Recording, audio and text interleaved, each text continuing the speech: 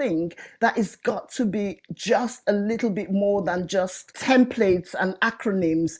And you know what? People are looking for apps and quick answers. But actually, when you're dealing with these people who have so many problems where the outcomes are different to what we call outcomes. So we're thinking blood pressure tablets and HbA1cs. And actually, people are thinking function and symptom management. So you can't work with the norm. So we have to have a discussion with the patient to understand what it is they actually want, so we know where we're moving to.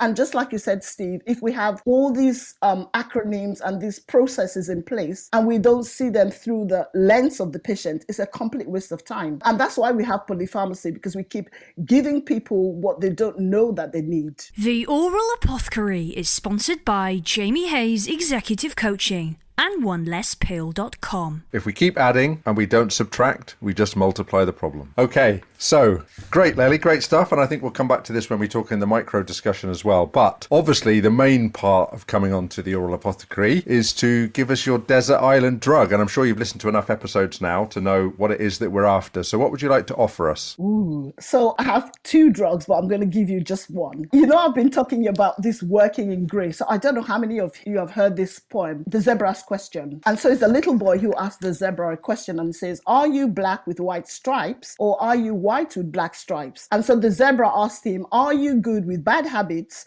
or are you bad with good habits? And he just kept asking him all these questions. And then the little boy gave up and said, I'm never going to ask the zebra any questions. I'm never going to do this. And sometimes I find my pharmacy self asking similar questions. Am I a pharmacist with older people experience, or am I an older person in healthcare practitioner with pharmacy experience? Sometimes I think, am I skilled in science of medicines? Am I skilled in the art of conversations? And it goes on and on. So I have this kind of double thing. What am I doing? That's the kind of reason I picked these 2 drugs, because they're probably the 2 drugs I have the most conversations about. And every conversation is so different. And so I'm trying to work out, are these bad drugs or are these good drugs with bad habits? So I've got 2 drugs. First one is hyoscine and the second one is metformin. But I think when I checked a bit, hyoscine is called the devil's breath. So I thought we better not go with that one. So I've gone for metformin because it's a glucose eater, glucophage. It's glucose. And I kind of like that. So why am I kind of ambivalent about metformin? Because it's a really good drug. It's been around for a while. It's got a lot of benefits and there's evidence for that. However, when you start to talk about frail older people with multimorbidity, it might not be so good for a number of reasons. And one of the reasons is, if you think about it, one of the big things about frailty is losing weight, and it's just losing your weight and it's not being able to eat. Now, in jumps metformin, anorexia, so many GI problems, taste disturbances, nausea and vomiting, and this is all making the very thing that we're trying to stop, which is frailty, making it worse. Also, there's a whole stuff around the size of the tablets. So a lot of my patients will be late Parkinson's, they would have dementia, swallowing problems, and sometimes I've seen 850 milligram tablets, literally almost as big as my patients. And I think, how are they going to swallow these? There's the whole thing with the renal function. There's vitamin B co-deficiencies, so many drug disease interactions. So in a sense, although I'm excited about metformin, I'm always looking to say metformin is not a drug for life. It's something that needs to be phased according to where you are with your frailty. And I think we need to be reviewing metformin. So that's why I've picked it up, because I just think I have a love-hate relationship with it. So we can't call it storming metformin anymore then? I love the analogy though with the grey. I like the glucose. It's like the Pac-Man of drugs. It goes around eating all those. Brilliant. No, you're dead right. So many people who have got poor appetite, you stop the metformin and their daughter or son says to you, oh my God, can't believe what a difference it made. Okay, we'll definitely accept metformin. It's not been had before, so you can definitely have that one. What about your career anthem then, Lelly? Give us this for the Oral Apothecary playlist. So for me, song is not just about singing, it's about culture, it's about era. And so I'm going to give you a song that reflects a particular period in my life, but also just, I think, reflects who I am as a person, and actually reflects who I am as a pharmacist on the job. So if I cast your mind way back to 1980s, I'm this young teenager growing up in Nigeria. I was in boarding school and music was all about, vibrant colors, afros, bell-bottom trousers, glitter, gold, top of the pops. Can you believe that? And I used to, as a teenager, just wait for top of, it was 6 p.m. and I would have done all my housework, or if I was in school, done everything that we needed to do. And then, you had to watch Top of the Pops. So I remember Top of the Pops. This song came out in 1980, and that was me doing my GCSE.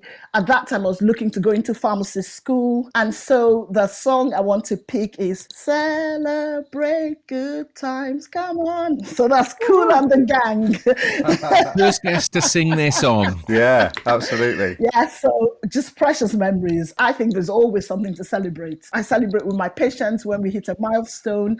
I have had a lot of celebrations in COVID in the midst of the darkness with my coachees, and people have achieved and done so much. As someone who does a lot of supporting people and kind of just leading people, I think there's just so much to celebrate. Little, and I'm always happy to celebrate. It's always an excuse to eat something or to just kind of party. I did tell you, listener, at the beginning that she is a true inspiration, and you have not let me down with your song choice, Lelly. That is ace. And I think when we do have our oral apothecary party, there's the dance floor opener, isn't it? Right there. Yeah, absolutely. Coming back from London was 1 minute 48 on the train, and 1 minute 26 of that was taken up listening to our oral apothecary playlist. Ah, very There we good. go. So, well, we've nearly completed the 148. That's brilliant, Lelly. We'll definitely accept that. And what about finally then for the Oral Apothecary Library, a book that you'd like to recommend to our listeners that's been important perhaps during your career? So this is interesting, and it's just a book I've read not too long ago. The bit of the book I really like is the first part of it, and it's called Crucial Conversations, and it's by somebody called Kerry Patterson and 3 other authors. And it's really interesting because it talks about a crucial conversation being a conversation where 3 things have to happen. Opinions vary, the stakes are high, and emotions run high. So this is the norm of my life. So as somebody who is constantly working on the edge of practice, I can think about a lot of the meetings we've been in together, Steve, where emotions are running high. If you gather people to talk about polypharmacy, dosette boxes, older people, emotions are always going to run high. There's always going to be various emotions, and the stakes are usually very high. So, but what I like about this book is it talks about when you're having conversations, it's almost like being in the same pool. So everybody is putting things in this big pool. And what happens is when people feel unsafe or threatened, they do 2 things. If they feel unsafe, they hold back. So you get the silent people who don't talk. And then other people, when they feel threatened, they fight back. And so there's the, no, I'm not going to do this. I'm not going to change my medicines. I'm not going to,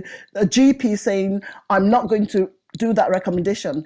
And actually what the book really talks about is when you have these conversations, you need to embrace different points of view. And the more views and perspectives you put in the pool, every time you put a new information in, it gets more and more refined until you get to a point where everything that's in the pool is what can solve the issue that needs to be resolved. But also what then happens, because everybody's contributed to the pool, then people own the solutions. And I find that so true, not just in my patients, when dealing with patients, but also when we're dealing with other colleagues, and that could be other specialists where there is kind of a difference in opinion. But I also find that in coaching. And so I really like that. And it says what you need to do as a leader or somebody who is in that conversation is when you notice that people are feeling unsafe, you need to step out and try and make it safe, so that people can come back in to contribute. One of the ways you do that is listening, is asking questions, but most importantly is to start with the heart. And I'm someone who loves outcomes.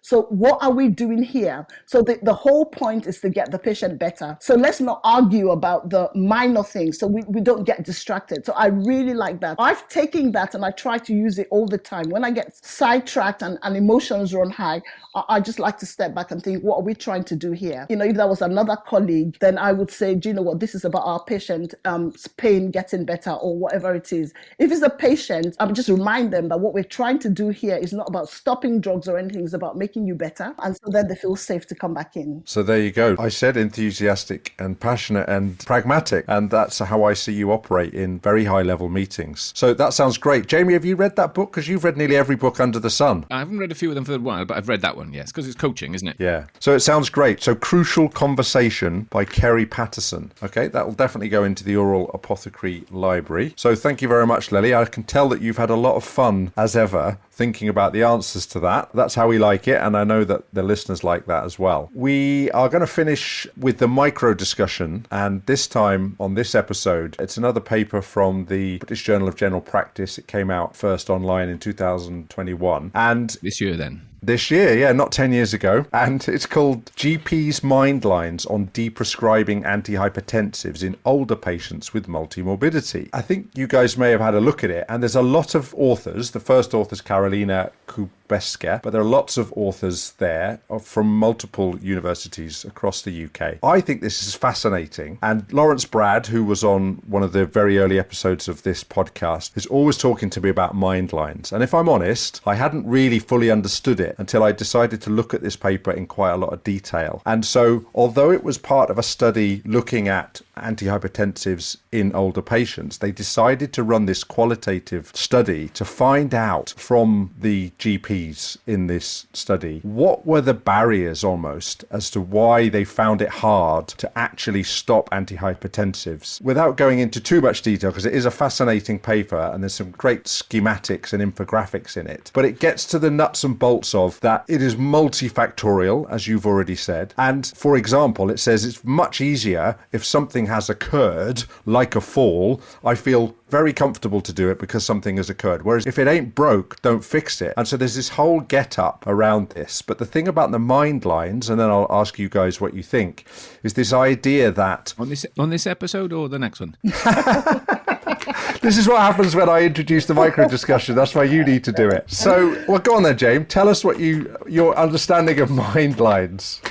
So I've been interested in the heuristic side, and the bit I'm going to bring us into is the tie-in with information mastery, really. And our next episode, we welcome our colleagues from the States, Professor Dave Slawson and Professor Alan Shaughnessy, who came across to the UK 15 years ago now, or 15 years ago probably, to share with us their thoughts on information mastery. And information mastery, I'm just going to remind listeners, if they haven't heard it, here's the basics to information mastery, that we have to have confidence in not knowing, because you can't know everything. You have to know how to get the answers to clinical queries using a system quite quickly. You recognise and rely on a trusted network of colleagues, so that's where this fits in with the Mindlines and these coffee chats that they describe. Be selective about what you read, and then again fitting in with the coffee break theme. I know people aren't having coffee breaks out there. Be selective about who influences you verbally, and that's a really tough one actually. We know that people aren't really reading all these guidelines of 65 pages and 150 pages. They're relying on a trusted network of colleagues, but you have to be selective about who influences you verbally. And that's what the paper sort of talks about, doesn't it? About these, what do they call them, Steve? Coffee what? Coffee room chats, they call it. Yeah, coffee room chats. Yeah.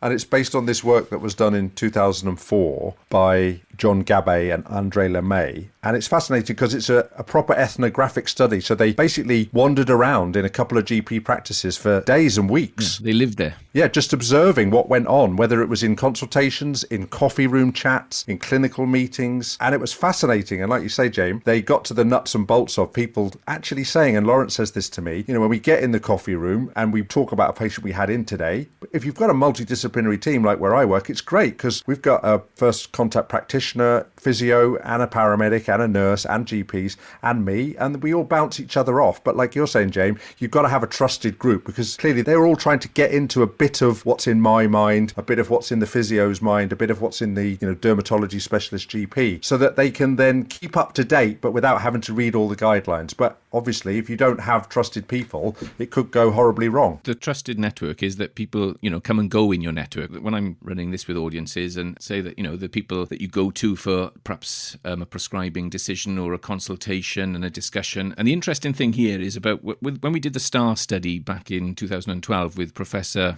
Chris Butler and me and a couple of colleagues, or a few colleagues, we delivered the educational component of that. We went out to practices. It was the antimicrobial study, multifaceted, doing data, education. But the interesting thing about that was when we were discussing with the GPs, they don't discuss simple cases that often. They often discuss difficult cases, but actually there was something to be had in discussing what you describe as routine. We were talking about antimicrobials with the STAR study, and that was a real find. That they spent time in the coffee room, in the practice seminar room, discussing what they do routinely sometimes. And that in the busy lives doesn't often happen. Yeah, and I think it's interesting hearing Lelly talk earlier about about complexity, because I think it fits very nicely with that. Because one thing the paper says, doesn't it, was there's no guideline, and the likely never to be one, that tells you when to take someone off an antihypertensive. And that's what you're